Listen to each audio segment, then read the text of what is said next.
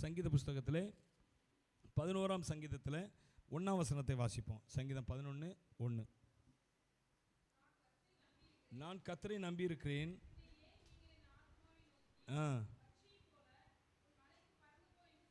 சொல்லுகிறீர். போதும்.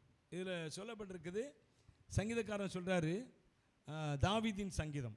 அது தாவீது எழுதின சங்கீதம். அவர் சொல்கிறாரு, நான் கர்த்தரை நம்பியிருக்கிறேன், நீங்கள் பின்னையே நீங்கள் என் ஆத்துமாவை நோக்கி பட்சியை போல உன் மலைக்கு பறந்து போ என்று சொல்லுகிறீர்கள் என்று சொல்லி அவர் சங்கீதக்காரன் கேட்குறார். அவரை குறித்து அவரிடத்துல சொல்கிறாங்க அநேகர், உன் மலைக்கு நீ போ, பறந்து போ என்று சொல்லி சொல்கிறாங்க. அப்போ இதில் என்ன நான் புரிந்து கொள்ளலாம் அப்படின்னு கேட்டிங்கன்னா, சங்கீதக்காரன் அவர் கர்த்தரை நம்பி இருக்கிறார். ஆனால் அவருக்கு விரோதமானவர்கள் அல்லது அவரை சுற்றி இருக்கிறவர்கள் என்ன சொல்கிறாங்கன்னா, ஓ மலைக்கு நீ பறந்து போ அப்படின்னா, மலை என்று சொல்லும்போது ஒரு உயர்ந்த ஒரு இடம்னு வச்சுக்கோங்களேன். ஓ மலைக்கு பறந்து போ அப்படின்னா, ஒன்னிடத்துல எது உயர்வாக இருக்கிறதோ, ஒருவேளை அநேகரிடத்தில் அநேகர் திறமை, கல்வி, ஆஸ்தி, செல்வாக்கு, சில பேர் செல்வாக்கில் மிகுதியாக இருப்பாங்க, ஆஸ்தி நிறைய பேருக்கு மிகுதியாக இருக்குது. இது ஒரு மலை போல ஒரு உயர்ந்த காரியங்கள் அவரிடத்துல அந்த ஆஸ்தியிலையோ அல்லது செல்வாக்குலேயோ கல்வியிலையோ ஞானத்திலையோ அப்படி நிறையா இருக்கலாம் ஒரு சிலர் இடத்துல. அப்போது அவரை சுற்றி இருக்கிறவர்கள் சொல்கிறாங்களாம், நீ ஓ மலைக்கு பறந்து போ, நீ ஏன் கர்த்தரே நம்பிட்டு இருக்கிற, இன்னும் உனக்கு எவ்வளவோ ஆசீர்வாதங்கள், எவ்வளவோ நன்மைகள், எவ்வளவோ ஆஸ்திகள், எவ்வளவோ செல்வாக்குகள், எவ்வளவோ உயர்வுகள், எவ்வளவோ மேன்மைகள் இருக்கிறது, அதை நீ பார்த்து போ, நீ ஏன் இன்னும் ஆண்டவர் ஆண்டவர் ஆண்டவர் என்று சொல்லி கர்த்தரை நம்பி கொண்டிருக்கிறாய். அதான் அந்த வார்த்தையினுடைய அர்த்தம். நான் கர்த்தரை நம்பி இருக்கிறேன், நீ என்ன சொல்ற, ஓ மலைக்கு நீ பறந்து போ என்று சொல்லுகிற. ஓ மலைன்னா உன்னதமாக பெருசாக இருக்க, உன் ஞானம் எவ்வளோ பெருசுப்பா. தாவீது ஒரு இடத்துல சொல்லும்போது கூட, நீங்கள் அந்த 2 சாமுவேல் புஸ்தகத்தில் கடைசி அதிகாரம் நினைக்கிறேன், அதில் தாவீது எண்ணிக்கை பார்க்குறதற்கு அவருடைய யோவாப் என்கிற அவருடைய தளபதியை அனுப்புவார்.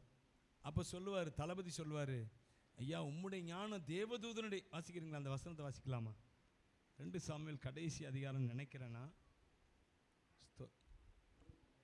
அப்பொழுது யோவாப் ராஜாவை பார்த்து, ராஜாவாகிய என் ஆண்டவனுடைய கண்கள் காணும்படி உம்முடைய தேவனாகிய கர்த்தர் ஜனங்களை இப்பொழுது இருக்கிறதை பார்க்கிலும் 100 மடங்கு அதிகமாய் வர்த்திக்க பண்ணுவாராக.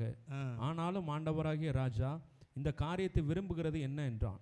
இதே வசனம் 4ஆம் வசனத்தில் நினைக்கிறேன். அது எப்படி வரும்னு கேட்டிங்கன்னா, என்னுடைய ஆண்டவனாகிய ராஜாவுடைய ஞானம் அது தேவதூதனுடைய ஞானத்தை போல் அது அளவு கடந்த ஞானமாக இருக்கிறது அப்படின்னு சொல்லி அவர் சொல்லுவார். அப்புறம் ஏன் நீங்கள் இந்த எண்ணிக்கையை பார்க்குறீங்க அப்படின்னு சொல்லி சொல்கிறாரு ஒரு இடத்துல. அப்போ பாருங்கள், தாவீதுக்கு அவ்வளோ ஒரு ஞான விருத்தியை கொடுத்திருந்தார். என்ன விருத்தி? பெரிய செல்வாக்குகளை கொடுத்திருந்தார் எல்லாம். அதனால தான் தாவீதினுடைய இருதயம் ஒரு நேரத்தில் என்ன ஆயிட்டு, கொஞ்சம் அவருக்கு இருக்கிறவைகள் மேலே போயிட்டு. 2 சாமுவேல் 14:20 வாசிங்க. நான் இந்த காரியத்தை உபமானமாய் பேசுகிறதற்கு உமது அடியானாகிய யோவாப் காரணமாயிருந்தேன். ஆனாலும் தேசத்தில் நடக்கிறதெல்லாம் அறிய என் ஆண்டவனுடைய ஞானம். பாத்தீங்களா, தாவீதை பார்த்து யோவாப் சொல்றான், என் ஆண்டவனுடைய ஞானம் தேவதூதனுடைய ஞானத்தை போல இருக்கிறது என்றார். தேவதூதனுடைய ஞானத்தை போல பெருசா இருக்குதப்பா அப்படின்னு சொல்லி. அப்படி என்ன உண்மையா? தாவீதுனுடைய ஞானம் என்ன? அது கர்த்தர் கொடுத்த ஞானம். ஹல்லேலூயா. ஒன்று புரிஞ்சுங்க, கர்த்தரை நம்புகிறவங்க, கர்த்தரை ஆராதிக்கிறவங்க, கர்த்தரை துதிக்கிறவங்க, அவர்களுக்கு அவங்க முட்டாளாக இருக்கலாம், நிறைய வேலைகளில் முட்டாளாக இருக்கலாம், நிறைய வேலைகளில் புத்தியீனமான காரியங்களை அவங்க செய்யலாம். ஆனால் ஏற்ற வேளையில் கர்த்தர் அவர்களுக்கு தன்னுடைய ஞானத்தை கொடுத்து, ஏற்ற வேளையில் அவர்களுக்கு எப்பொழுது தேவையோ அப்பொழுது அவருடைய ஞானத்தை கொடுப்பார். ஆமென். அதை நான் எத்தனையோ வழிகளில் நான் உணர்ந்திருக்கிறேன். நமக்கு தேவையில்லாத சமயத்தில் முட்டாளை போலவே இருப்போம். ஆனால் எப்போ இவன் இந்த இடத்துக்கு போகணும், இவன் இந்த காரியத்தை செய்யணும் அப்படின்னு கர்த்தர் நினைக்கும் போது, ஆண்டவரை நம்பி இருக்கிறவங்களுக்கு நான் சொல்கிறது, கர்த்தரை துதிக்கிறவங்களுக்கு, ஆண்டவரை ஆராதிக்கிறவங்களுக்கு, அவங்களுக்கு கர்த்தர் அந்த தகுதியான வேலையில், தகுந்த வேலையில் அந்த ஞானத்தை கொடுப்பாருங்க. ஹல்லேலூயா. அதனால தான் யோவாப் சொல்றார் பாருங்க, ஆண்டவருடைய ஞானம் எப்படி இருக்குது? தேவதூதனுடைய ஞானத்தை போல இருக்குது. அப்போ நம்ம இந்த சங்கீதத்துக்கு வந்துடும். நாம இதில் பார்க்கிறோம், அவங்க சொல்றாங்களாம், உன் பட்சியை போல உன் மலைக்கு என்ன செய்யும், நீ உனக்கு பெரிய மேன்மைகள்லாம் இருக்குது, உனக்கு அறிவு இருக்குது, ஞானம் இருக்குது, செல்வாக்கு இருக்குது, எல்லாமே இருக்குதுப்பா, பறந்து போகிறதுக்கு திறமை இருக்குது, உனக்கு எல்லாம் இருக்குது, அப்புறம் ஏன் நீ கர்த்தரை நம்பிட்டு இருக்கிற? இது என்னப்பா இது நம்பிக்கை? எல்லாமே உன்ட இருக்கு, நீ இன்னும் கர்த்தரை நம்பிட்டு இருக்கிற? எல்லாமே இருக்கலாங்க. பைபிளில் எரேமியா தீர்க்கதரிசன புஸ்தகம் நினைக்கிறேன், அதில் ஒரு இடத்துல சொல்லப்பட்டிருக்கு பாருங்க. எரேமியா தீர்க்கதரிசன புஸ்தகத்தில் 9ஆம் அதிகாரம் 23, 24 வசனங்களை வாசிங்க. ஞானி தன் ஞானத்தை குறித்து மேன்மை பாராட்ட வேண்டாம். ஞானத்தை குறித்து அவன் ஞானிதான், ஆனா ஞானத்தை குறித்து மேன்மை பாராட்டாத. அவர் சொல்றாரு, பராக்கிரமன் தன் பராக்கிரமத்தை குறித்து மேன்மை பாராட்ட வேண்டாம். பராக்கிரமன் என்றால் விளக்கம் சொல்லியிருக்கேன், ஞாபகம் இருக்கா? ஒரு 2 வாரத்துக்கு 3 வாரத்துக்கு முன்னாடி தான் சொல்லியிருக்கேன், உள்ளதான் ஞாபகம் இருக்கா? பராக்கிரமன்னா யாருமே செய்ய முடியாத ஒரு காரியத்தை செய்கிறதுக்கு பேர் தான் என்னது? பராக்கிரமம் என்று சொல்லி அர்த்தம். பராக்கிரமம், தாவீதோடு கூட பராக்கிரமசாலிகள் கொஞ்சம் பேர் இருந்தாங்களாம். யாராலும் செய்ய முடியாத காரியத்தை அவங்க செய்து முடிப்பாங்க, பராக்கிரமசாலி. அப்போ ஞானி, அவன் பெரிய ஞானி தான், ஆனால் ஞானத்தை குறித்து மேன்மை பாராட்டாத. பராக்கிரமசாலி, எவராலும் செய்து முடிக்க முடியாத காரியத்தை செய்கிற பராக்கிரமசாலி தான், ஆனால் அந்த பராக்கிரமத்தை குறித்து மேன்மை பாராட்டாத. அடுத்து ஐஸ்வர்யவான் தன் ஐஸ்வர்யத்தை குறித்து மேன்மை பாராட்ட வேண்டாம். யாரிடத்துல இல்லாத செல்வம் ஒன்று இருக்குது, ஐஸ்வர்யம் இருக்குதுப்பா, ஆனா அதை குறித்து மேன்மை பாராட்டாத. மேன்மை பாராட்டுகிறவன், மேன்மை எதை குறித்து பாராட்டுமா? மேன்மை பாராட்டுகிறவன் பூமியிலே கிருபையையும் நியாயத்தையும் நீதியையும் செய்கிற கர்த்தர் நான் என்று என்னை அறிந்து உணர்ந்திருக்கிறதை குறித்தே மேன்மை பாராட்ட கடவன். உணர்ந்திருக்கிறதை குறித்தே மேன்மை பாராட்ட கடவன். கையை தட்டி அவரை ஸ்தோத்திரம் பண்ணுவோம். ஹல்லேலூயா. அப்ப உன்னுடைய என்னுடைய மேன்மை எது தெரியுமா? விந்தை கிறிஸ்தே சுராஜா உந்தன் சிலுவை என் மேன்மை, உந்தன் சிலுவை என் மேன்மை, சுந்தரமிகு இந்த பூவில் என்ன மேன்மைகள் எனக்கு இருப்பினும், சுந்தரமிகு இந்த பூவில் என்ன மேன்மைகள் எனக்கு இருப்பினும், விந்தை கிறிஸ்தே சுராஜா உந்தன் சிலுவை என் மேன்மை, உந்தன் சிலுவை என் மேன்மை. திரண்ட ஆஸ்தி உயர்ந்த கல்வி செல்வாக்குகள் மிக இருப்பினும், திரண்ட ஆஸ்தி உயர்ந்த கல்வி செல்வாக்குகள் மிக இருப்பினும், குருசை நோக்கி பார்க்க எனக்கு உரிய பெருமைகள் யாவும் அற்பமே, குருசை நோக்கி பார்க்க எனக்கு உரிய பெருமைகள் யாவும் அற்பமே. விந்தை கிறிஸ்தே சுராஜா உந்தன் சிலுவை என் மேன்மை, உந்தன் சிலுவை என் மேன்மை. உம் குருசே ஆசிக்கெல்லாம் ஜீவநதியாம், உம் குருசே ஆசிக்கெல்லாம் ஊற்றாம் வற்றா ஜீவநதியாம், துங்கரத்த ஊற்றில் மூழ்கி தூய்மை அடைந்தே மேன்மையாகினேன், துங்கரத்த ஊற்றில் மூழ்கி தூய்மை அடைந்தே மேன்மையாகினேன். விந்தை கிறிஸ்தே சுராஜா உந்தன் சிலுவை என் மேன்மை, உந்தன் சிலுவை என் மேன்மை. ஹல்லேலூயா. எல்லாமே அற்பங்க. என் ஆண்டவராக இயேசு கிறிஸ்துவின் சிலுவை குறித்த அன்பை நாம் அறிந்து கொண்டோம் என்றால் அதுதான் இந்த உலகத்திலே மிகப்பெரிய மேன்மையாக இருக்கிறது. ஹல்லேலூயா. அப்போ சொல்றான், அவர்கள் என்ன சொல்றாங்க? உன் மலைக்கு நீ பறந்து போ, நீ இன்னும் கர்த்தரை நம்பி இருக்கிற. சில வேளைகளில் உலகம் அப்படிதான் கேட்கும். நம்ம ஒரு சில காரியங்களுக்காக கர்த்தரை நம்பி கொண்டிருப்போம், ஆனால் அது நடக்காது.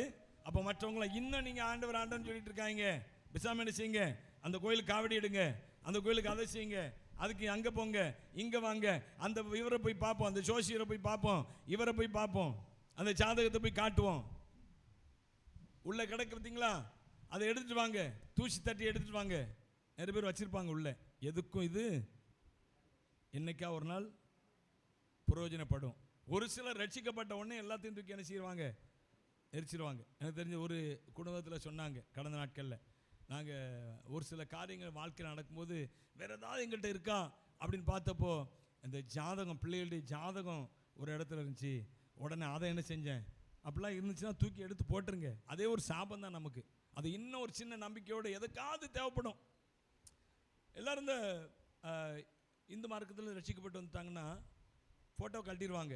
ஆனால் அந்த ஃபோட்டோ கழட்டி தூர போட மனசு வராது. என்னது, கலட்டிடுவாங்க. ஆனால் ஒன்று பயம், இன்னும் ரெவரன்ஸ், இன்னும் ஒரு சிலருக்கு என்னது அந்த மரியாதை. அந்த ஃபோட்டோ தெய்வம்னு கும்பிட்டுட்டோம் இவ்வளோ நாள், இன்னும் இதை தூக்கி நம்ம எங்கே போட.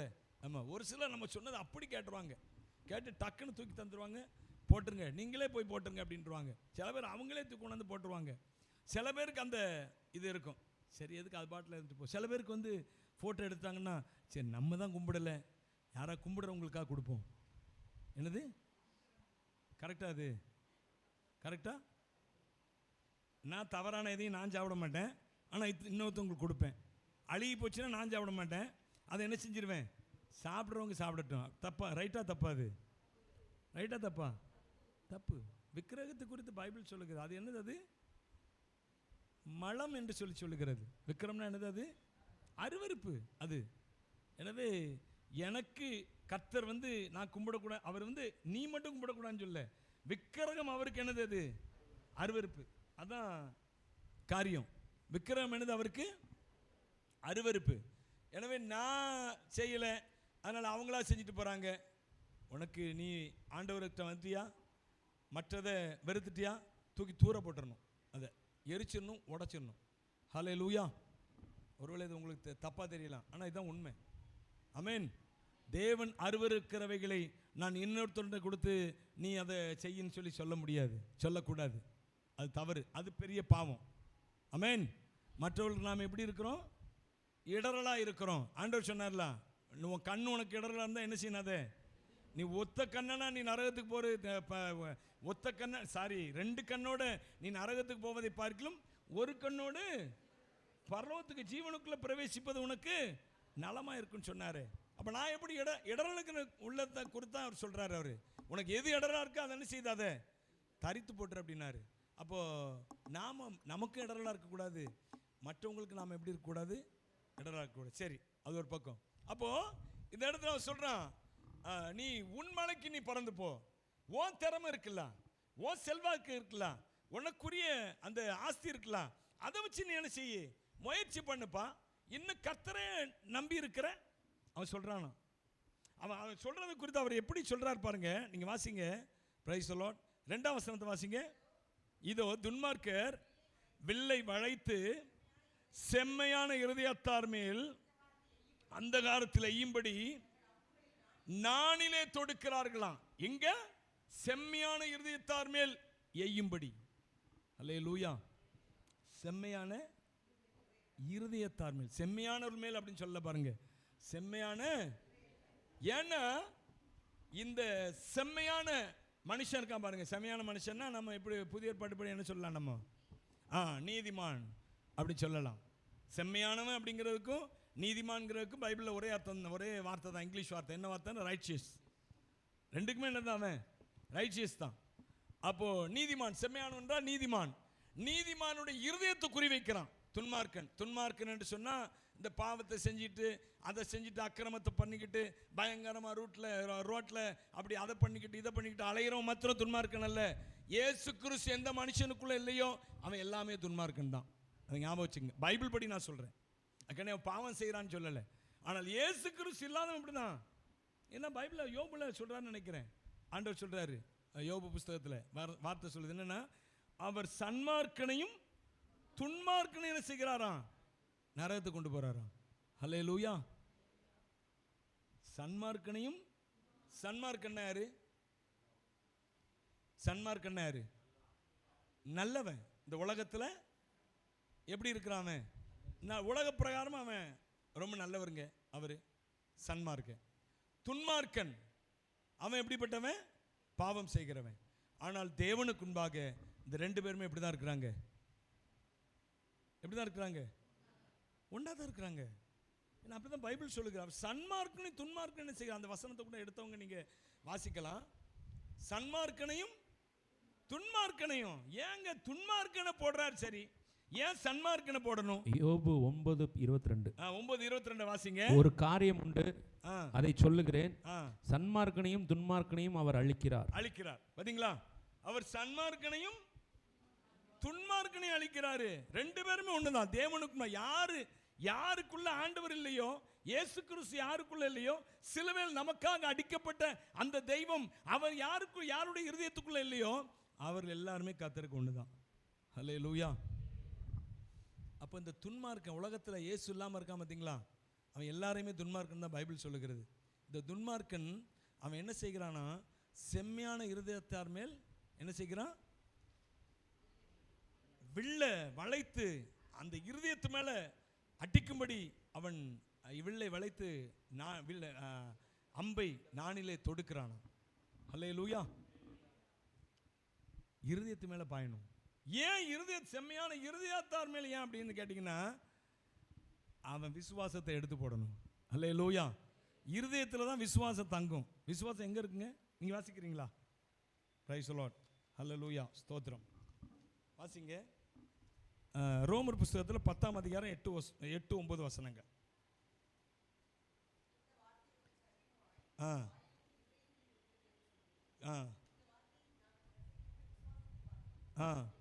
என்னவென்றால் அறிக்கையிட்டு உன் இருதயத்திலே விசுவாசித்தால். அப்ப விசுவாசம் எங்க இருக்குது? இருதயத்தில் இருக்குது. இன்னொரு வசனம் கூட வாசிங்க. லூக்கா சுவிசேஷத்தில் 6:45.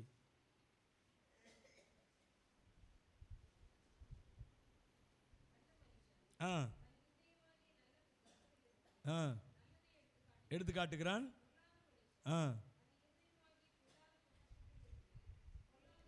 அப்போ அந்த இருதயம் தான் விசுவாசத்துக்கானாலும் சரி அவிசுவாசத்துக்கானாலும் இருப்பிடம். ஹல்லேலூயா. அப்போ ஏன் இந்த துன்மார்க்கன் வில்ல எடுத்து அம்பு அதில் தொடுத்து செம்மையான இருதயத்தார் மேலே அவன் பாய்ச்சிக்கிறான் அந்த அம்பை அப்படின்னு கேட்டிங்கன்னா, இருதயத்தில் இருக்கிற விசுவாசம் எப்படி அம்பை பாய்ச்சிக்கிறானா? நான் சொன்னேன்ல ஏற்கனவே, ஒன்றுதான் இருக்குல்ல, கோடிக்கணக்கில் பணம் வச்சிருக்கிற, அதை வச்சு எதையா ஒன்று வித்துக்கத்து எதையா செஞ்சு முடிச்சிரு. அதை நாம் எதுக்கு காத்திருக்கிறோம்? கர்த்தருக்கு காத்திருக்கிறோம். ஆமாம், எவ்வளோ பணம் இருந்தாலுங்க உடனே அந்த பணம் ஒருவனுக்கு எல்லாவற்றையும் செய்து முடிக்க முடியாது. அல்ல நேரத்தில் சொல்லியிருக்கேன் பார்த்தீங்களா? எங்கள் பகுதியில் ஒரு பெரிய பணக்காரர் இருந்தார். பெரிய பணக்காரர், பில்டிங், அத்தனை பில்டிங் அவருக்கு. இங்கே இருக்கிற ஒரு சிலருக்கு தெரியும் அவரை.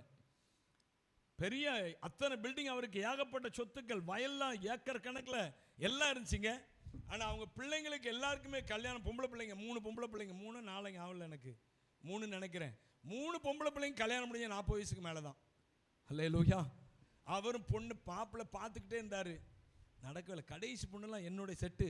அந்த பொண்ணுக்குள்ள எனக்கெல்லாம் கல்யாணம் முடிஞ்சு குழந்தை பிறந்து எத்தனையோ 2 பிள்ளைகளும் பிறந்த பிறகு அந்த பிள்ளைக்கு அதுக்கப்புறம் 42 வயசில் அந்த பிள்ளைக்கு கல்யாணம் முடிஞ்சுது. எல்லா பிள்ளைங்களுக்குமே ரொம்ப ரொம்ப லேட்டு. அப்போது பணம் ஒருவனுக்கு எல்லாவற்றையும் செய்து முடிக்க முடியாது. ஒருவேளை பணத்தை கொண்டு செய்து விட்டாலும் அது எல்லாமே ஆசீர்வாதமாக இருக்காது. நாம் எதுக்கு காத்திருக்கணும் தெரியுமா? கர்த்தருக்கு காத்திருக்கணுங்க. அல்லேலூயா. கர்த்தருக்கு காத்திருக்கணும். என் கையில் பணம் இருந்தாலும், நான் இன்னைக்கு சொல்லுவேன், ஒரு சில நேரத்தில் ஒரு சில காரியங்களை செய்து முடிக்கிறதுக்கு கையில் பணம் இருக்கும். ஆனாலும் நாங்கள் ஜெபம் பண்ணிகிட்டே இருப்போம். ஒவ்வொரு ஜெபத்திலையும், ஆண்டவர் இதனுடைய தேவைகளை சந்திங்க. கையில் பணம் இருக்கு, எதுக்கு ஜெபம் பண்ணணும்? ஆண்டவர் தான் தேவையை சந்திக்கணும். என் கையில் இருக்கிற பணம் திடீர்னு நாளைக்கு ஏதாவது ஒரு இதுக்கு என்ன செய்யலாம், போயிடலாமே. ஆனால் தேவனை நான் கேட்டால் ஆண்டவர் இந்த பணத்தை வச்சு செய்வார். இந்த பணம் போயிட்டாலும் எதை வச்சினாலும் தேவனால் செய்ய முடியுமே. அல்லேலூயா. பணம் எல்லாவற்றையும் சாதிக்காது.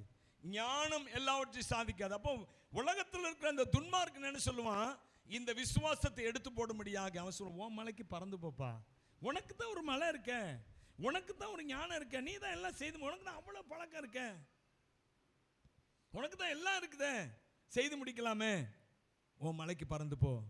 தாவீது ராஜாவை பற்றி அப்படி தான் சொன்னாங்க நிறைய பேர். நீ உன் மலைக்கு பார்த்து பறந்து போ, உன் ஆசையை பார்த்து நீ செய்ப்பா. ஆனால் அவன் சொன்னான், நான் கர்த்தரை நம்பி இருக்கிறேன், நீங்கள் ஏன் என்னை நோக்கி உன் மலைக்கு பறந்து போ என்று சொல்லுகிறீர்கள். துன்மார்க்கன் அவன் நம்முடைய இருதயத்தில் இருக்கிற விசுவாசத்தை எடுத்து போட அவன் வகை பார்க்கிறாங்க. பைபிள் சொல்லுகிறது, எந்த ராஜாவும் தன் சேனையின் மிகுதியால் ரட்சிக்கப்படான். அல்லேலூயா. எந்த ராஜாவும் தன் சேனையின், பெரிய சேனை வச்சிருக்கலாம். ஒரு சம்பவம் எனக்கு ஞாபகம் வருது, சம்பவத்தை குறித்து கேள்விப்பட்டேன். அதாவது நம்ம தானியேலில் பார்க்கிறோம், பெல்தஷாத்சார் அப்படின்னு ஒரு ராஜா. அவன் வந்து என்ன செய்தானா, அவன் நல்ல செல்வாக்காக இருக்கிறான். அவன் வந்து நேபுகாத்நேச்சாரோட பையன், மகன். அவன் நேபுகாத்நேச்சார் நமக்கு தெரியும், தெரியுமா தெரியாதா? நேபுகாத்நேச்சார் தெரியுமா? பெரிய உலகத்திலே பெரிய சாதனைகளை சாதிச்சு ஏகப்பட்ட தேசங்களை பிடிச்சாரு. அவருக்கு அடுத்து அவருடைய மகன் பெல்தஷாத்சார், தானியேல் புஸ்தகத்தில் பார்க்கிறோம். அவன் ஆட்சிக்கு வருகிறான். ஆட்சிக்கு வந்து அவன் ஆட்சி செய்து கொண்டு இருக்கிறான். அப்போ ஒரு நாளில் அவன் என்ன செய்கிறானா, நல்ல அவன் எல்லாத்துலேயும் செல்வாக்காக இருக்கிறான். அந்த ராஜ்யமே பாபிலோன், மகா பாபிலோன். என்னது அது பேர்? என்ன பேர்? மகா பாபிலோன். பாபிலோனுக்கு பேர் சாதாரண பாபிலோன் இல்லை, மகா பாபிலோன். அது அவ்வளோ பெரிய ஏகப்பட்ட தேசங்களை உள்ளடக்கியது பாபிலோன் அந்த நாட்களில். இன்னைக்கு சுருங்கிட்டு, ஈராக் என்ற சின்ன தேசமாக என்ன செய்யிட்டது, சுருங்கிட்டு இன்னைக்கு. ஆனால் முந்தி அந்த நாட்களில் சொல்கிறேன், நேபுகாத்நேச்சார் அவனுடைய பையன், அவனுடைய நாட்களில் சொல்கிறேன். அவன் நாட்களில் அந்த பெல்தஷாத்சார், அவனை குறித்து நமக்கு ஞாபகம் இருக்கா? ஏதாவது சம்பவம் ஞாபகம் இருக்கா? பெல்தஷாத்சார் ஏதாவது சம்பவம் ஞாபகம் இருக்கா? என்னம்மா? கை உறுப்பு, மெனே தெக்கல் உப்பார்சின். அது எந்த சமயத்தில் நடந்தது?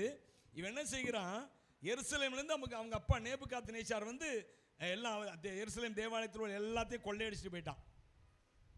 எருசலேம் தேவாலயம், எருசலேம் அரண்மனை எல்லாத்திலும் உள்ள எல்லாத்தையும் என்ன செய்யட்டான், தங்க வெள்ளி இல்லு எல்லாத்தையும் எடுத்துட்டு போயிட்டான். அதோட இந்த தேவாலயத்தில் வைக்கப்பட்டிருக்கிற புனித பாத்திரங்கள்னு சொல்லி அதை யாரும் வேற யாரும் தொடக்கூடாது. அது ஆசாரியனை தவிர வேற யாரும் என்ன செய்யக்கூடாது, தொடக்கூடாது. அப்படிப்பட்ட புனித பாத்திரங்களை, அதை கர்த்தருக்காக மாத்திரமே உபயோகப்படுத்தக்கூடிய புனித பாத்திரங்கள், அதையும் எடுத்துட்டு போயிட்டான். எடுத்துட்டு போய் வச்சிருக்கிறான். திடீர்னு அவனுக்கு ஞாபகம் வருது, திமிரு கூடிட்டு, கொழுப்பு கூடிட்டு, கொழுப்பு என்ன ஏகப்பட்டது ஆயிட்டலாம். கூடின உடனே அந்த பாத்திரத்தை தண்ணி அடிச்சிட்டு இருக்கிறான். அந்த பாத்திரத்தை கொண்டு வா, நான் இன்னைக்கு அந்த பாத்திரத்தில் என்ன செய்ய போறேன்னா மதுபானத்தை ஊற்றி குடி. இந்த சம்பவம் தானியேலில் இருக்குது. ஆமாம், தானியேலில் இருக்குது. அவன் சொல்கிறான், நீ அந்த புனித பாத்திரங்களை கொண்டு வா, அதில் நான் என்ன செய்ய போகிறேன், மதுபானத்தை ஊற்றி குடிக்க போகிறேன். அவன் கொண்டாந்தாங்க. அவன் குடித்து கொண்டு இருக்கும்போது அவன் கண்காண ஒரு கை உறுப்பு, கை மாத்திரம் தோன்றி என்ன செய்ததான், அவனுக்கு எதிர இருந்த சுவத்தில் மெனே தெக்கேல் உப்பார்சின் அப்படின்னு எழுதிச்சான். அப்போ அதுக்கு அர்த்தம் என்ன அப்படின்னு கேட்டால், நீ தராசில நிறுத்து குறைய காணப்பட்டாய் அப்படின்னு அர்த்தம். அந்த ராத்திரியில் பாருங்க, அவனுக்கு எதிராக தரியு என்ற ஒரு மேதிய அரசன், மேதிய நாடு என்று சொல்வார்கள், மேதிய அரசன், அது ஒரு இனம், மேதிய இனம். அவன் வந்து போருக்கு வரான். அந்த ராத்திரியிலே போருக்கு வந்து ஏற்கனவே கிளம்பினவன் கரெக்டாக அந்த ராத்திரியில் வந்து சேர்றான். அவன் வந்து பார்க்குறான். பார்த்தா அந்த எருசலேம் அந்த பாபிலோனுக்குள்ளே நுழைய முடியாதபடிக்கு அந்த பாபிலோன் அரண்கள், அந்த என்ன சொல்ல, அந்த அலங்கம் எப்படி இருக்குமா, அது வந்து ஒரே நேரத்தில் அந்த அலங்கம் இருக்குது பார்த்தீங்களா, அலங்கம்னா என்னது, காம்பவுண்டு சொல்லிருப்பாங்கல்ல, அது வந்து 90 அடி உயரமா. என்னது 90 அடினா எவ்வளோ உயரம் இருக்கும் பாருங்க, 90 அடி உயரம். அகலம் அப்படின்னு கேட்டிங்கன்னா 10 ரதங்கள் ஒன்று போல நிப்பாட்டி, பின்னாடி இல்லை, எப்படி சைட் பை சைடு 10 ரதங்களை ஒன்று போல நிப்பாட்டி ஒன்று போல அப்படி ஓட விடலாமா அந்த அலங்கத்தில். அப்படி ஒரு பயங்கரமான ஒரு அலங்கம் கட்டி அதுக்குள்ளதான் அந்த பாபிலோன் ராஜா இருக்கிறான். அதனால தான் அவனுக்கு அகங்காரம், நம்ம எவன் தொட முடியும் என்று சொல்லி அகங்காரம். இந்த பெல்தஷாத்சார். அப்போ இந்த தரியு ராஜா வந்து நிற்கிறான். அவன் இதை பார்த்தவொன்னு ஏற்கனவே பார்த்துட்டு போனவன் கோரேஸ் என்கிற ராஜாவை அவன் துணைக்கு கூப்பிடுறான்.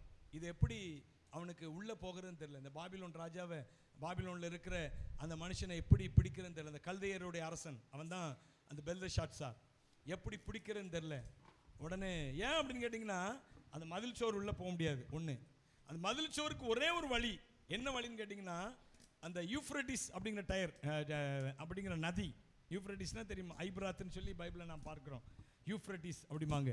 அந்த யூஃப்ரட்டிஸ் நதி அந்த அந்த அலங்கம் இருக்குது பார்த்தீங்களா, அது உள்ள ஒரே ஒரு ஓட்டை, அது உள்ளோடி போகுமா. போயிட்டு அந்த பக்கம் அரண்மனையெல்லாம் தாண்டி அந்த பக்கம் அலங்கம் இன்னொரு இடம் வரும் பார்த்தீங்களா, அந்த இடத்துல தான் அந்த யூஃப்ரட்டிஸ் நதி வெளியே போகுமா, ஒரு பெரிய ஹோல் போட்டு. அது ஒன்று தான் போகிறதுக்கு வழி. ஆனால் அதில் போக முடியாது. ஆனால் என்ன செய்கிறது, நதி உள்ளே போயிட்டு இருக்குது, பயங்கரமாக பொங்கி பிரவாகித்து போகிறது அந்த யூஃப்ரட்டிஸ் நதி. இப்போ என்ன பண்ணா, கோரேஸ் ராஜாவை யாருக்குன்னு கூட்டம் வந்தான். பார்த்துங்க, கோரேஸ் ராஜா தெரியுதா உங்களுக்கு யாருன்னு? கோரேஸ் ராஜாவை தெரியுமா? சொல்லுங்களேன். என்ன, யார் அவரு? யார் அவரு? அவர் தான் எருசலேம் தேவாலயத்தை கட்டுவதற்கு என்ன செய்தார்? அவர் உதவி செய்தார். நீங்கள் ஏசாயால பார்த்தீங்கன்னா அவன் என்ன செய்வான், தேவாலயத்தை கட்டப்படு என்று சொல்லுவான், எருசலேமை அஸ்திபாரப்படு என்று சொல்லுவான்னு சொல்லி ஏசாயால எத்தனை அதிகாரம்? Praise the Lord. வாசிங்க. கோரேசை குறித்து, அவன் என் மேய்ப்பன் என்றும் சொல்லி எனக்கு பிரியமானது நிறைவேற்றி. இந்த கோரேஸ் தான் சொல்றேன். இந்த கோரேஸை கூட்டு வந்துட்டான், தரியும் துணைக்கு கூட்டு வந்துட்டான். இந்த கோரேஸ் ஒரு ஐடியா சொல்றான். என்ன ஐடியான்னா, நான் எதுக்கு சொல்றேன்னா, ஒரு மனுஷன் தன்னிடத்துல இருக்குங்கிறதுக்காக அந்த கொழுப்புல எதனாலும் செஞ்சிட முடியாது. என் தேவன் நினைத்தால் ஒரு நிமிஷத்துல எல்லாவற்றையும் மாற்றி விட முடியும். கையை வைத்து ஆமென் சொல்லுவோமே. ஹல்லேலூயா. அப்ப இந்த கோரேஸ் ராஜா அவன் என்ன செய்யறான், இந்த யூஃப்ரட்டிஸ் நதி, அவங்ககிட்ட நிறைய போர் சேவர்கள் இருக்காங்க, அந்த நதியோட ரூட்டை மாத்து அப்படின்னு சொல்லி என்ன செய்தானா, பெரிய வாய்க்கால்கள்லாம் கட்டி அந்த யூஃப்ரட்டிஸ் நதியை என்ன செய்தான், திருப்பி விட்டான். பார்த்தீங்களா? அதை குறித்து தான் சொல்லப்பட்டிருக்கு பாருங்க. ஸ்தோத்திரம். 27 வசனத்தை வாசிங்க. 44:27. அந்த ஏசாயா 44:27. நான் ஆழத்தை நோக்கி வற்றிப்போ என்றும் சொல்லுகிறவர். பார்த்தீங்களா? கர்த்தர் சொன்ன வார்த்தை கோரேஸ் மூலமா நிறைவேற்றுகிறார். ஹல்லேலூயா. அவன் என்ன செய்தானா, அந்த நதியவே அப்படி திருப்பி விட்டானா.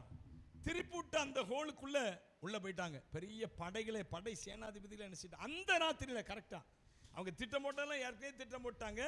என்றைக்கு இந்த பெல்தஷாத்சார் வந்து அந்த தேவாலயத்து அந்த கோப்பைகளை எடுத்து அதில் மதுபானம் அருந்த ஆரம்பிச்சிட்டானோ, அன்றைக்கு ராத்திரியில் நீங்கள் அதை பார்த்தீங்கன்னா தானியல்ல, அந்த ராத்திரியில் அவன் என்ன செய்தாங்க, கொலை செய்து விட்டார்கள் என்று சொல்லி வரும். நீங்கள் தானியல் புஸ்தகத்தை எடுத்தீங்கன்னா வாசிங்க. வாசிக்க.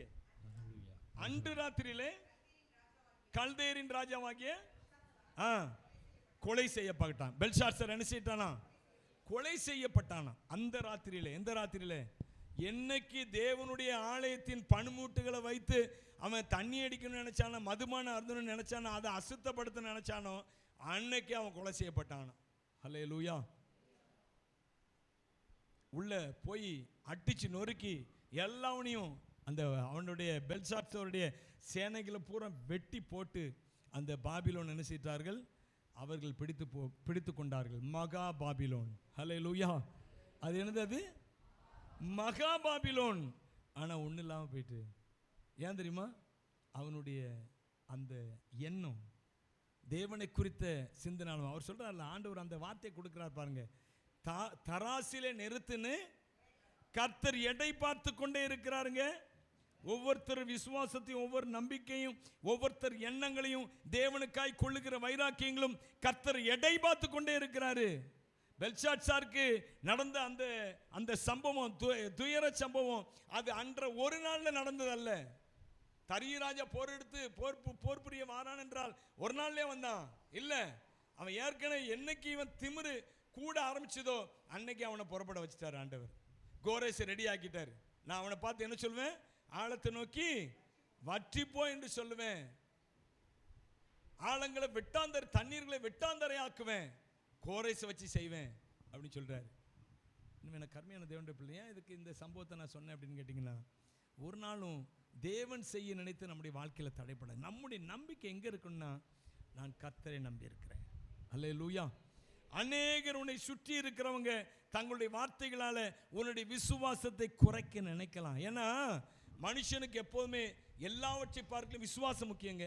நான் சொல்லுவேன், உங்களுடைய வாழ்க்கையில் நீங்கள் ஜெபிக்கிற ஜெபத்தை காட்டிலும் உங்களுக்குள்ள இருக்கிற விசுவாசம் முக்கியம். ஆமென். நீங்க இன்னைக்கு ஜெபிக்காம போகலாம், ஆனால் உங்க விசுவாசத்தை என்ன செய்யக்கூடாது, நீங்க விட்டுவிடக்கூடாது. ஹல்லேலூயா. ஏன்னா ஜெபம் என்பது, நான் ஏற்கனவே சொல்லியிருக்கேன், ஜெபம் என்பது அது ஒரு விசுவாச கிரியை என்று சொல்லியிருக்கிறேன். ஹல்லேலூயா. ஜெபம்னாலே அது என்னதான், அது விசுவாசிக்காம ஒரு மனுஷனால எப்படி ஜெபம் பண்ண முடியும்? ஜெபம் பண்ணாம ஒரு மனுஷனால என்ன செய்ய முடியும்?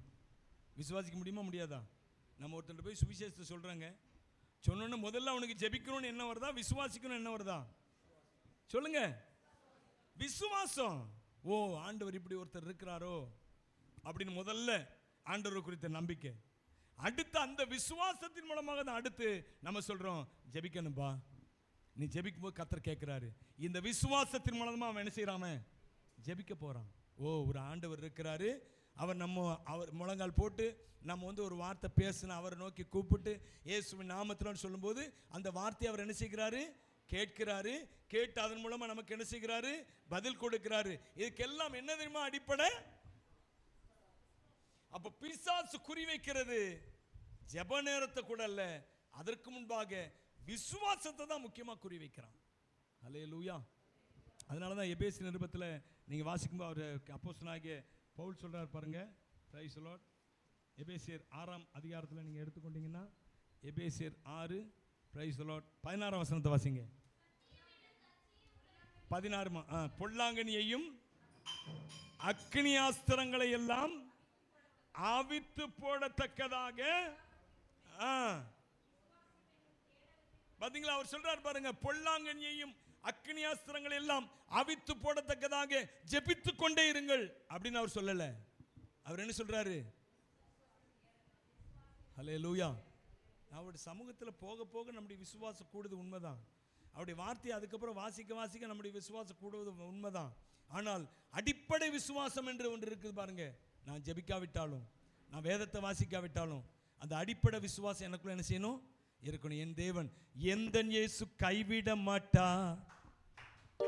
என்னை மறந்திட மாட்டா, எந்த இயேசு கைவிட மாட்டா, என்னை மறந்திட மாட்டா. அல்லேலூயா, அல்லேலூயா, அல்லேலூயா, அல்லேலூயா, அல்லேலூயா, அல்லேலூயா, அல்லேலூயா, அல்லேலூயா. எந்த இயேசு கைவிட மாட்டா, என்னை மறந்திட மாட்டா, எந்த இயேசு கைவிட மாட்டா, என்னை மறந்திட மாட்டா. நிந்தனை போராட்டத்தில் நேசர் என்னை தாங்கினார், நிந்தனை போராட்டத்தில் நேசர் என்னை தாங்கினார். சோதனை வந்த போதெல்லாம், சோதனை வந்த போதெல்லாம் தப்பி செல்ல வழி காட்டினார், இயேசு தப்பி செல்ல வழி காட்டினார். அல்லேலூயா, அல்லேலூயா, அல்லேலூயா, அல்லேலூயா, அல்லேலூயா, அல்லேலூயா, அல்லேலூயா, அல்லேலூயா. எந்த இயேசு கைவிட மாட்டா, என்னை மறந்திட மாட்டா, எந்த இயேசு கைவிட மாட்டா, என்னை மறந்திட மாட்டா. 1000 தான் துன்பம் வந்தாலும் அச்சம் எனக்கு இல்லையே, 1000 தான் துன்பம் வந்தாலும் அச்சம் எனக்கு இல்லையே.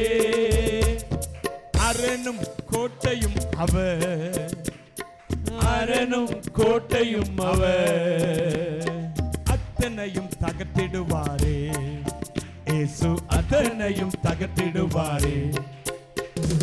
அல்லேலூயா அல்லேலூயா அல்லேலூயா அல்லேலூயா அல்லேலூயா அல்லேலூயா அல்லேலூயா அல்லேலூயா.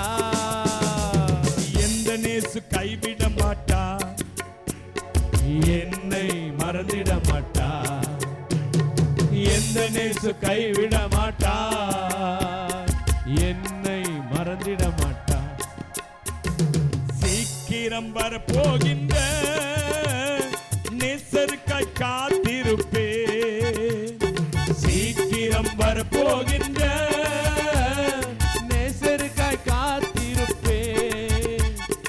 எரியும் விளக்கேந்தியே, எரியும் விளக்கேந்தியே, இயேசுவின் பின் செல்லுவே, இயேசுவின் பின் செல்லுவே.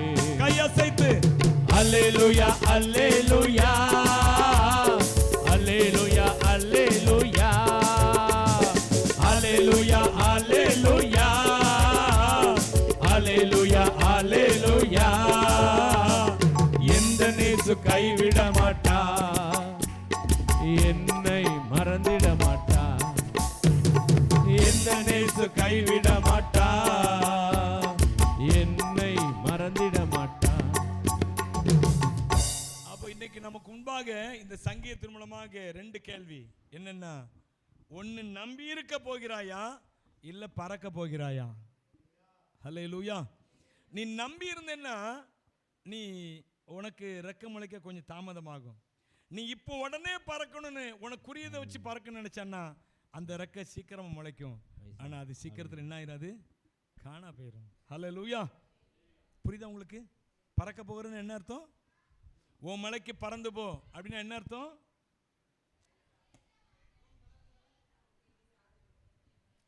நம்முடைய பலத்தை, நம்முடைய ஞானத்தை, நம்முடைய அறிவை, நம்முடைய செல்வாக்க, என்னிடத்துல இருக்கிற பணத்தை, எனக்கு இருக்கிற ஆள் செல்வாக்க, இதை நம்பி இருப்பது தான் மலைக்கு பறந்து போவது. இப்போவே அது மலை, இப்போவே உயர்ந்த ஸ்தானம், உண்மைதான். ஆனால் கர்த்தருக்கு காத்திருக்கிறவர்கள் முதல்ல என்ன நடக்கும் தெரியுமா? அவருடைய வாழ்க்கையில, கர்த்தருக்கு காத்திருக்கிற வாழ்க்கையில புது பலன். ஹல்லேலூயா. என்னது புது பலனுங்க? அது கழுகுக்கு மட்டும்தான் அந்த புது பலன், மற்றவர்களுக்கெல்லாம் இல்லை. கழுகு என்ன செய்யும்? தன் கூட்டை கலைத்து என்ன செய்யுமா? குஞ்சுகள் மேல் அசைவாடி. சாரி, அதை விட இன்னொரு முக்கியமான காரியம் கழுகை குறித்து. கழுகு என்ன செய்யும்? தன்னுடைய வயது கூடி நாட்கள் என்ன செய்யும்? அது மலைக்கு போய், உயரமான மலையில் போய் தன்னுடைய ரெக்கைகளை பூரா என்ன செய்யுமா? பிச்சு போடுமா. பழைய ரெக்கைகள், ஓஞ்சி போன ரெக்கைகள், தேஞ்சி போன ரெக்கைகள், இனி பறக்க முடியாதுன்னு சொல்லி முதுமை அடைந்த ரெக்கைகள், இது எல்லாவற்றையும் அது தன்னிடத்துலேருந்து பிடுங்கி போடுமா. பிடுங்கி இப்போ வெறும் கூடு தான் உட்காந்துருக்கும். கழுகு கூடு அப்படியே உட்காந்துருக்கும். கொஞ்ச நாள், கொஞ்சம் லேட்டு தான், கொஞ்சம் தாமதம் தான், அப்படியே உட்காந்துருக்கும். கொஞ்சம் நாளாக நாளாக நாளாக நாளாக இந்த புது ரெக்கைகள் முளைக்க ஆரம்பிக்குமா. ஹல்லேலூயா. ரெக்கையெல்லாம் பிரித்து போட்ட உடனே கொஞ்ச நாள் அதால் பறக்கவே முடியாது. அப்படிதான் சில வேளைகளில் நாம் ரட்சிக்கப்பட்ட உடனே அல்லது ஊழியத்துக்கென்று ஒப்பு கொடுத்த உடனே சில வேளைகளில் நம்ம ரெக்கை பூரா பிச்சு போடப்படுகிறது. ரட்சிக்கப்பட்டவன நம்முடைய ரெக்க பூரா என்ன செய்யப்படுகிறது? பீத்து நம்முடைய நம்பிக்கையெல்லாம் போகுது. ஐயோ, ரட்சிக்கப்படுறதுக்கு முன்னாடி கூட நல்லா இருந்தேனே, கொஞ்சம் பணத்தை வச்சு செலவழிச்சிட்டு இருந்தேனே, இப்போ எல்லாமே போச்சே. எல்லா வேளையில் அப்படி தான் இருக்குது. ரட்சிக்கப்பட்டவங்க வாழ்க்கை என்ன ஆகுது? பழைய நிலைமையை விட மோசமாயிருது. ஆகுங்க. ஆனால் நல்லது என்னன்னா, உங்க ரெக்கைகள் பீத்து போடப்படுகிறது. கையை தட்டி அவரை ஸ்தோத்திரம் பண்ணுங்க. எதற்காக பீத்து போடப்படுகிறது என்றால், உங்களுக்கு புது ரெக்கைகளை கர்த்தர் கொடுக்க போகிறார். அவன் உடனடியா இப்ப மலைக்கு பறந்து போவான். நீ உடனடியா நீ காக்காதான், அது குருவிதான், அது என்ன செய்கிறது? அது பறந்து போகிறது. ஆனா கழுகோ பறக்க முடியல. ரெக்க பூரா எப்படி இருக்கு? பிஞ்சு போய் கிடக்குதுங்க. நான் ரட்சிக்கப்பட்டவனா? ஹல்லேலூயா. நான் ஏற்கனவே உங்களுக்கு சொல்லியிருக்கேன் தெரியுமா, நான் ஊழியத்துக்கு வந்த புதுசுல ஆண்டவர் வந்து நிறைய வாக்குத்தத்தங்களை கொடுத்து, வாக்குத்தத்தங்கள் மீன்ஸ் ஊழியத்தில் நிறைய வாக்குத்தத்தங்கள், அது வேற விஷயம். அடுத்து பொருளாதாரத்திலும் கர்த்தர் ஒரு சில வாக்குத்தத்தங்களை, அதாவது செழிப்பா இருப்பேன் அப்படிங்கிறது மாதிரி ஒரு சில வாக்குத்தத்தங்களை கொடுத்து தான் கர்த்தர் அதையும் கொடுத்து கொண்டு வந்தார். ஆனால் வந்து பார்த்தா, பெரிய எதிர்பார்ப்போடு வந்து பார்த்தா இருக்கிற எல்லாம் போச்சு. அல்லேலூயா. இருக்கிற பேர், இருக்கிற மரியாதை எல்லாம் போச்சு. நம்மளை பார்த்தாலே எப்படி பார்ப்பான்? அற்பமாக பார்ப்பான். அது குடும்பத்தில் இருந்தாலும் சரி, அல்லது வெளியே மனுஷனாக இருந்தாலும் சரி. ஏன்னா முந்தி இருந்தப்போ மதிப்பாக பார்த்தான், இப்போ ஒன்றுமே இல்லையே, தெரியுமே, நம்ம ஓட்டாண்டின்னு தெரியும் அவனுக்கு. அல்லேலூயா. ஏன்னா ரெக்கைகள் பிரித்து போடப்பட்டது. அல்லேலூயா. என்னது? உங்கள் வாழ்க்கையில் அப்படி நடக்கும், நடந்து கொண்டு இருக்கும். ஒருவேளை நீங்கள் ரட்சிக்கப்பட்டது நிமித்தமாக நீங்கள் செல்வாக்கு இழந்து உட்காந்துருப்பீங்க, மரியாதை இழந்து உட்காந்துருப்பீங்க. இவனா என்று சொல்லி, இவனா அப்படின்னு அசட்டையாக பார்க்குற அந்த ஒரு நிலைமை உங்களுக்கு வந்திருக்கலாங்க. ஒன்று புரிஞ்சுங்க, நீங்கள் ரட்சிக்கப்பட்டிருக்கிறீங்க. ரட்சிக்கப்பட்ட ஜனமே உனக்கு, நீங்கள் ரட்சிக்கப்பட்ட உடனே நீங்கள் எப்படி மாறிட்டீங்க தெரியுமா? ஒப்பில்லாதவர்களாக மாறி, இன்கம்பேரபிள் மென் ஆர் விமன். ஹல்லேலூயா. எப்படி? ஒப்பிடப்பட முடியாத ஒரு நிலைமைக்கு நீங்கள் வந்துட்டீங்க. ஆனால் நீ கழுகுதான், உன் ரெக்கைகள் பீத்து போடப்பட்டிருக்கிறது. ஹல்லேலூயா. கழுகை போல உயரமாக எதுவும் பறக்க முடியாது. தெரியுமா உங்களுக்கு? தெரியுமா தெரியாதா? தெரியுமா தெரியாதா? கழுகை போல எதுவும் பறக்கவும் முடியாது. கழுகை போல உயரத்தில் போய் கூடு கட்டவும் முடியாது. அது மலை உச்சில உயரங்களில் போய் கூடு கட்டுமா. வேற எந்த பறவையும் அவ்வளோ உயரத்துக்கு பறக்கவே முடியாது. ஹல்லேலூயா. நீங்களும் நான் காக்கா இல்லைங்க, கழுகு. அதனால தான் நீ கழுகா இருக்க போய் தான் இப்போ காக்காலாம் உனக்கு மேலே பறந்துட்டு இருக்குது, குருவிலாம் உனக்கு மேலே பறந்துட்டு இருக்குது, நீ பார்த்துட்டு இருக்கிற எப்படி? ஹல்லேலூயா. மறந்து போகாத, நீ கழுகு, நீ சிங்கம். ஆமென். நீ கழுகு, நீ சிங்கம். நீ காக்கா அல்ல, நீ நரி அல்ல, நீ ஓனாய் அல்ல. நீ யாரு? நீ சிங்கம். நீ பறவைகளில் உயர்ந்த பறவையான. அதுக்கு தான் பைபிளில் நமக்கு ரட்சிக்கப்பட்டவனுக்கு ஒப்பாக கழுகையும் சிங்கத்தை கர்த்தர் காட்டுற. சும்மா இல்லைங்க, அதையெல்லாம் நீங்கள் நம்பினீங்கன்னா நீங்கள் கழுகை போன்ற பலம் உள்ளவர்கள், நீங்கள் சிங்கத்தை போன்ற பலமுடையவர்கள். அல்லேலூயா. பைபிளில் சொல்ற, சிங்கம் கர்ஜிக்கிறது எவன் எவன் பயப்படாது இருப்பான். அடுத்த வார்த்தை என்னது? கர்த்தர் பேசுகிறார், எவன் தீர்க்க தரிசனம் சொல்லாதிருப்பான். அல்லேலூயா. சிங்கம். அப்ப சிங்கம் யாரு? கர்த்தருடைய வார்த்தை பேசுறவன். கர்த்தருடைய வார்த்தை எந்த மனுஷனுக்குள்ள இருக்குதோ அவன் தாங்க சிங்கம். அதுதான் அந்த நீதிமொழிகள் நினைக்கிறேன் அந்த வசனம் இருக்குது. சிங்கம் கர்ஜிக்கிறது, எவன் பயப்படாது இருப்பான். கர்த்தர் பேசுகிறார், எவன் தீர்க்க தரிசனம் சொல்லாது இருப்பான் அப்படிங்கிறாரு. என் அன்பானவர்களே, நீங்க ஆண்டவருக்கு பயந்து வார்த்தை பேசுற. வாசிங்க, வாசிங்க. ஆமோஸ் சாரி, வாசிங்க. சிங்கம் கர்ஜிக்கிறது, யார் பயப்படாது இருப்பான்? கர்த்தராகிய ஆண்டவர் பேசுகிறார், யார் தீர்க்க தரிசனம் சொல்லாது இருப்பான்? கர்த்தருடைய வார்த்தையை சொல்றவன் நீங்க என்ன நானும், நாம தான் சிங்கம். ஹல்லேலூயா. அதே போல கழுகை போல நாம இன்றைக்கு உட்கார்ந்துருக்கிறோம், நாம காத்திருக்கிறோம். இந்த நாட்கள் என்னது? காத்திருப்பின் நாட்கள். சொல்லுங்க, என்ன நாட்கள் இது? காத்திருப்பின் நாட்கள்ங்க. கர்த்தரை நம்பி இருக்கிற நாட்கள். இதுதான் கர்த்தரை நம்பி இருக்கிற. அப்ப கர்த்தரை நம்பி இருப்பதுன்னா என்ன அர்த்தம் தெரியுமா? வெறும் நம்பிக்கைன்னு அதை எடுக்கக்கூடாது. அதுல என்னெல்லாம் இருக்குன்னு கேட்டீங்கன்னா, நம்பிக்கையில ஒன்று ஜெபம், தேவனுடைய வேலை, அவருக்காக நாம் பிரத்யேகப்படுத்துகிற வேலை ஒன்று ஜெபம். இன்னொன்று பொறுமை. சொல்லுங்க, கர்த்தருக்கு காத்திருப்பது என்பது என்னது? பொறுமை. நீங்க எபிரேயர் நிருபத்தில் 10ஆம் அதிகாரத்தில் கடைசி பகுதி பார்த்தீங்கன்னா பொறுமையை குறித்து சொல்லப்பட்டிருக்கிறது. இன்னும் யாக்கோபு நிருபத்தில் பார்த்தீங்கன்னா பொறுமையா இருக்கிறவர்களை பாக்கியவான்கள் என்கிறோமே அப்படிங்கிறாரு. பொறுமையா இருக்கிறவர்கள். ஹல்லேலூயா. கை வைத்து சொல்லுவோம், ஹல்லேலூயா. எனவே நம்பிக்கை, தேவன் மேல நம்பிக்கை என்றாலே நாம் ஜெபத்தோடு இருப்பதுன்னு அர்த்தம். தேவன் மேல நம்பிக்கை என்றாலே நாம் பொறுமையோடு இருக்கிறோம் என்று அர்த்தம். தேவன் மேல் நம்பிக்கை என்றாலே நாம் தைரியமா இருக்கிறோம் என்று அர்த்தம். ஹல்லேலூயா. நீங்க எபிரேயர் நிருபத்தில் 10ஆம் அதிகாரத்தில் கடைசி ஒரு 5 வசனத்தை வாசிங்க. கடைசி 5 வசனம். ஆகையால் மிகுந்த பலனுக்கு ஏதுவான உங்கள் தைரியத்தை விட்டு விடாதிருங்கள். கைத்தட்டி அவரை ஸ்தோத்திரம் பண்ணுவோம். அல்லேலூயா. அவர் சொல்றாரு, மிகுந்த பலனுக்கு ஏதுவான தைரியம். சொல்லுங்க எல்லாரும் வாய் திறந்து. தைரியமா காத்துருங்க. நீங்க கர்த்தரை நம்பி வந்துட்டீங்க, உங்களுக்கு இக்கட்டான சூழ்நிலை வருது, எல்லாத்தையும் இழந்து போய் நிக்கிறீங்க, யாரும் சப்போர்ட்டுக்கு இல்ல. இந்த நேரத்துல நீங்க எப்படி நிக்கணும் தெரியுமா? தைரியமா நிக்கணும். ஹல்லேலூயா. தைரியமா நிக்கணும், பொறுமையா காத்திருக்கணும். இந்த நேரம் எப்படிப்பட்ட நேரம் இது? பொறுமையாய் காத்திருக்க வேண்டிய நேரம். இது சிறகுகள் உடைக்கப்பட்டிருக்கிறது, சிறகுகள் பிக்கப்பட்டிருக்கிறது. உங்க சிறகுகள் நினைச்ச இடத்துக்கு போக முடியாது. உங்களால உயர பறக்கக்கூடிய மனுஷன் தான், மனுஷி தான். ஆனா இப்ப ஒரு பக்கம் போக முடியாம உட்கார்ந்திருக்கிறீங்க. ஹல்லேலூயா. ஏன்னா சிறகுகள் ஒடிக்கப்பட்டிருக்கிறது. ஹல்லேலூயா. சிறகு ஒடிந்த நீளையில் பறவை பறக்குமோ? சிறகு ஒடிந்த நிலையில் பறவை பறக்குமோ? வீசும் புயலிலே படகும் தப்புமோ? வீசும் புயலிலே படகும் தப்புமோ? படகும் தப்புமோ? என் இதயம் யாருக்கு தெரியும்? என் வேதனை யாருக்கு புரியும்?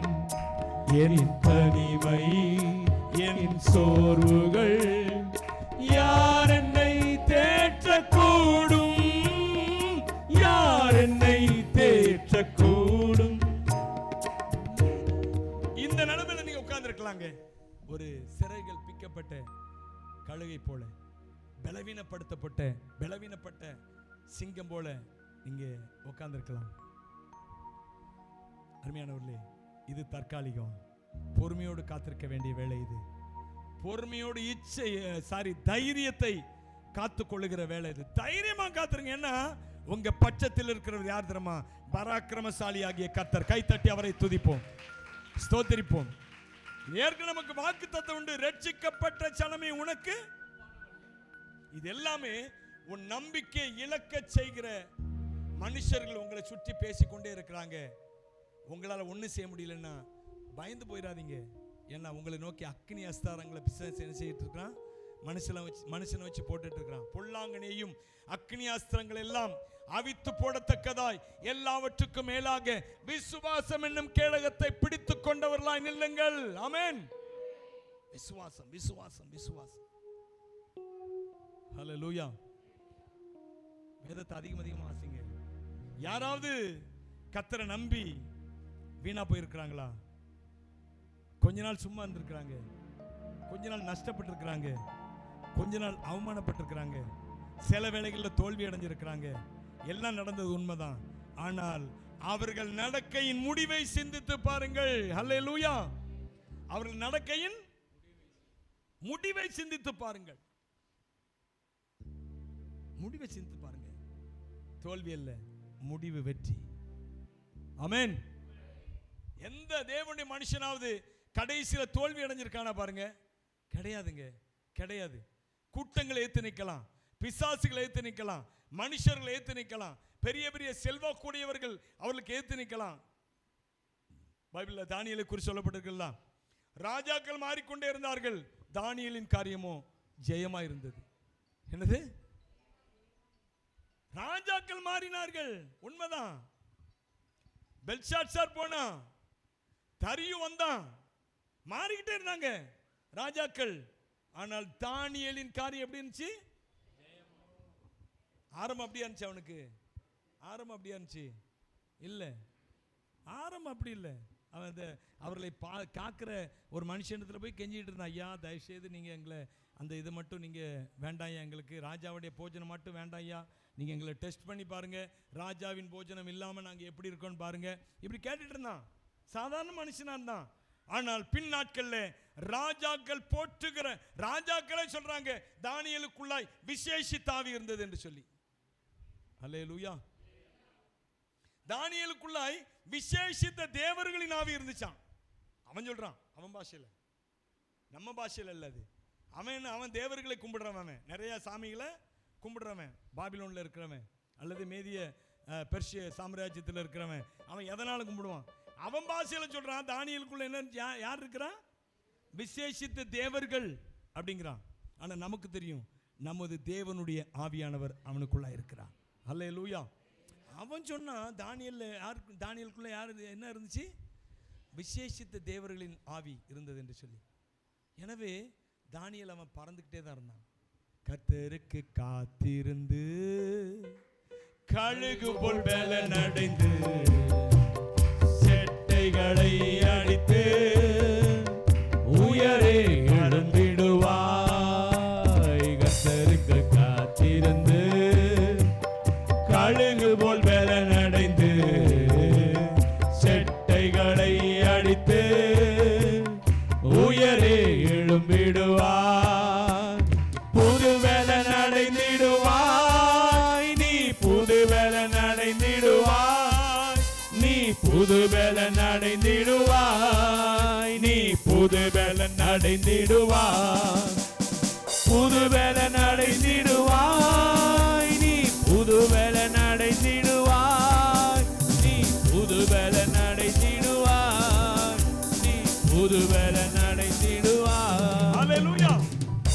ஒருவேளை இன்றைக்கு காக்கா, குஞ்சு, கோட்டான், ஆந்தை அதெல்லாம் உங்களை அற்பமா பார்க்கலாம். இவன் பாரு எங்க உட்கார்ந்திருக்கான் பாரு, அற்பமா பார்க்கலாம். ஆனா ஒரு நாள் வரும், நீங்க அவைகளுக்கு மேல மேல மேல பறந்துகிட்டே இருப்பீங்க. கையை உயர்த்தி ஆமென் சொல்லுங்களேன்.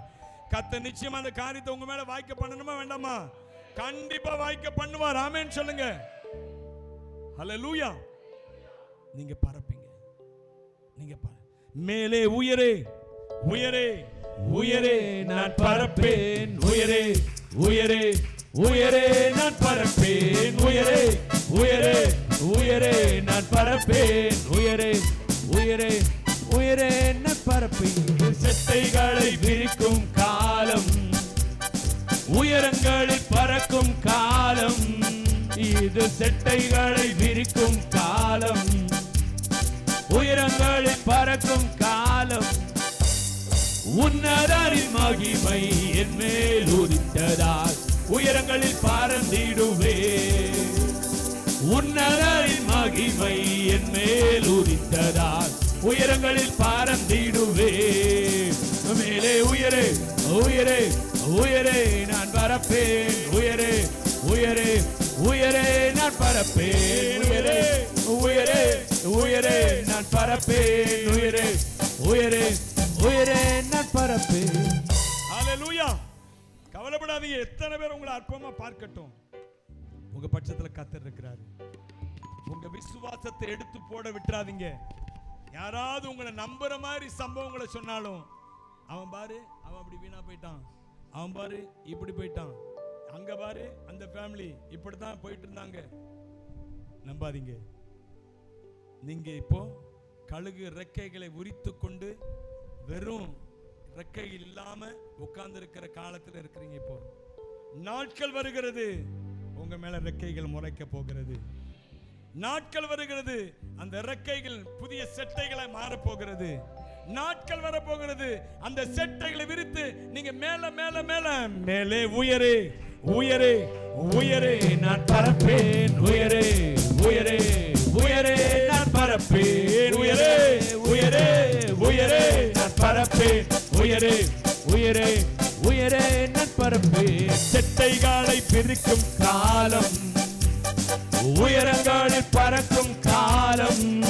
இது செட்டைகளை விரிக்கும் காலம், உயரங்களில் பறக்கும் காலம். உன்னதரின் மகிமை என் மேல் உதித்ததால் உயரங்களில் பறந்திடுவே. ஓ உன்னதரின் மகிமை என் மேல் உதித்ததால் உயரங்களில் பறந்திடுவே. மேலே உயரே உயரே உயரே நான் பறப்பேன். உயரே உயரே உயரே நான் பறப்பேன். உயரே உயரே உயரே நான் பறப்பேன். உயரே உயரே உயரே நான் பறப்பேன்.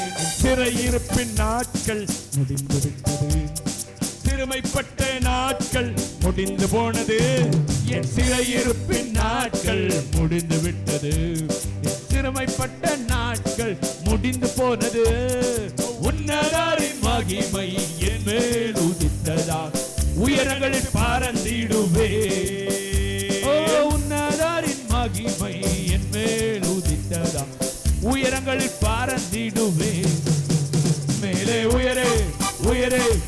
உயரே நான் பறப்பேன், உயரே உயரே உயரே நான் பறப்பேன், உயரே உயரே உயரே நான் பறப்பேன், உயரே உயரே உயரே நான் பறப்பேன். ஹல்லேலூயா. ஒரே ஒரு காரியத்தை மாத்திரம் நான் சொல்லி முடிச்சிடுறேன். அந்த ராஜாவை குறித்து பார்த்தோம், பெல்ஷாத்சார். அதாவது இந்த ஜனங்களுக்கு 70 வருஷம் சிறையிருப்பு, அது கர்த்தர் கொடுத்த சிறையிருப்பு இஸ்ரவேல் ஜனங்களுக்கு.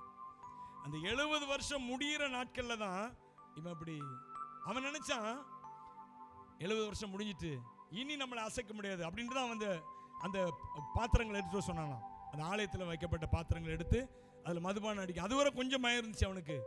70 வருஷம் முடிஞ்சிட்டு இனிமே அசைக்க முடியாது. ஏன்னா 70 வருஷம்னு சொல்லிட்டு இருந்தான். இப்போ 70 வருஷம். ஆனால் ஆக்சுவலாக என்னன்னு கேட்டால் 70 வருஷம் முடியல, 68 வருஷம் தான் முடிஞ்சிருந்ததான். ஹல்லேலூயா. அவனுடைய அந்த செயலே இந்த ஜனங்களுக்கு, தரியு ராஜா அதை பிடிச்சான். அது கோரேஸ் ராஜா கண்ட்ரோலுக்கு வந்தது. அந்த கோரேஸ் ராஜா கண்ட்ரோலுக்கு வந்த உடனே கோரேஸ் ராஜாவின் இருதயத்தில் ஆவிய கர்த்தர் ஏவினாராம். என்னது? கோரேஸ் ராஜாவினுடைய ஆவியை நீங்க பாத்தீங்கன்னா பைபிள்ல இருக்கிறது. கோரேஸ் ராஜாவின் ஆவி ஏவினால அவன் இஸ்ரவேலின் தேவனுக்கு ஆலயத்தை கட்டும்படியாக இந்த ஜனங்களை எழுப்பி அனுப்பினானாம். அல்லேலூயா. கையை வைத்து சொல்லுங்க, சிறையிருப்பின் நாட்கள் முடிந்து விட்டது. துன்மார்க்கன் அவன் பலத்து கொண்டு போகிறான். உண்மைதான். உங்களை அவமானப்படுத்தினவன், நிந்தனைக்குள்ளாக்கினவன் அவன் பலத்து கொண்டே போகலாம், நடக்கலாம், அது உண்மை. ஆனா கர்த்தருடைய நாள் வருது பாருங்க, உங்கள் சிறையிருப்பிலிருந்து உங்களை மீட்டு உங்களை சிறகடிக்க வைக்கிற நாட்கள் வருகிறது பாருங்க. அப்போ எந்த துன்மார்க்கனும் அவன் கீழே போவான், அவனுக்கு மேல நீங்க பறந்துட்டே இருப்பீங்க. மேலே உயரே உயரே உயரே நான் பறப்பேன், உயரே உயரே உயரே நான் பறப்பேன், உயரே உயரே உயரே நான் பறப்பேன், உயரே உயரே உயரே நான் பறப்பேன். சிறையிருப்பின் நாட்கள் முடிந்து விட்டது, நான் சிறுமைப்பட்ட நாட்கள் முடிந்து போனது. சொல்லுங்க, என் சிறையிருப்பின் நாட்கள் முடிந்து விட்டது, நான் சிறுமைப்பட்ட நாட்கள் முடிந்து போனது. உன்னதாரின் மகிமை என் மேல் சிறகடித்து பறந்திடுவே. உன்னதாரின் மகிமை என் மேல் உதித்ததால் சிறகடித்து பறந்திடுவே. சொல்லுங்க, சிறகடித்து மேலே உயரே உயரே உயரே நான் பறப்பேன், உயரே உயரே உயரே நான் பறப்பேன், உயரே உயரே உயரே நான் பறப்பேன், உயரே உயரே உயரே நான் பறப்பேன். சட்டைகளை விரிக்கும் காலம், உயரங்களில் பறக்கும் காலம், இந்த சட்டைகளை விரிக்கும் காலம், உயரங்களில் பறக்கும் காலம். உன்னதரின் மகிமை, உன்னதரின் மகிமை சிறகடித்து பறந்திடுவே. உன்னதரின் மகிமை என் மேல் உதித்ததா பறந்திடுவே.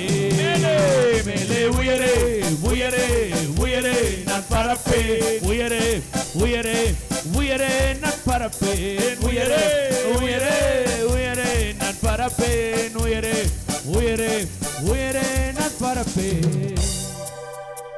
எல்லாரும் அப்படி நான் முழந்தால் படியிடலாமா?